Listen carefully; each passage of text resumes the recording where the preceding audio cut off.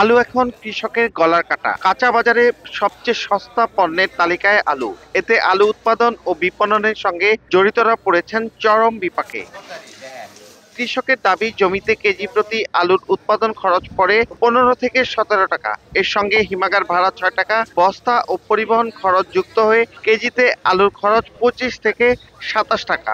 অথচ সেই আলু হিমাগার গেটে কেজিতে 8 থেকে 9 টাকায় আর খুচরা 14 থেকে 16 টাকায় বিক্রি হচ্ছে। এই অবস্থায় জরুরি ভিত্তিতে আলু বিদেশে রপ্তানি এবং বিকল্প ব্যবহার করতে না পারলে বড় ধরনের ক্ষতির মুখে পড়বেন চাষিরা। কারণ নভেম্বর ডিসেম্বরে বাজারে নতুন আলু আসবে। সরকার যদি কিছু আলু বাইরে সেল দিত, তাহলে এত আলুটার অবহেলা হইতো না। গত বছর সার কিনছি 1200টা বস্তা, এবারকার 2000টা বস্তা। কেমনে জমিন প্রতিদিন লাগাইতে পারি না, নেয় না আলুর জমিন। আলুর সঠিক জাত নির্বাচন করতে পারলে তা বিদেশে রপ্তানির সুযোগ সৃষ্টি এবং এর বহুমুখী ব্যবহার বাড়ানো যাবে। সেই লক্ষ্যে কাজ করছে বাংলাদেশ কৃষি গবেষণা কাউন্সিল।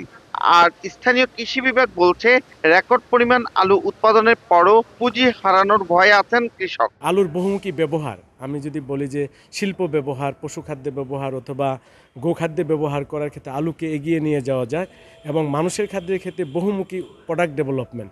হিমাগারে আলু 22 টাকা মূল্য নির্ধারণ, সেটা যদি কার্যকর করা যায় তাহলে কৃষকরা কিছুটা হলেও লাভের মুখ দেখার সম্ভাবনা রয়েছে। গেল বছর এই সময়ে স্থানীয় হিমাগারে আলু সংরক্ষিত ছিল 1,47,000 মেট্রিক টন।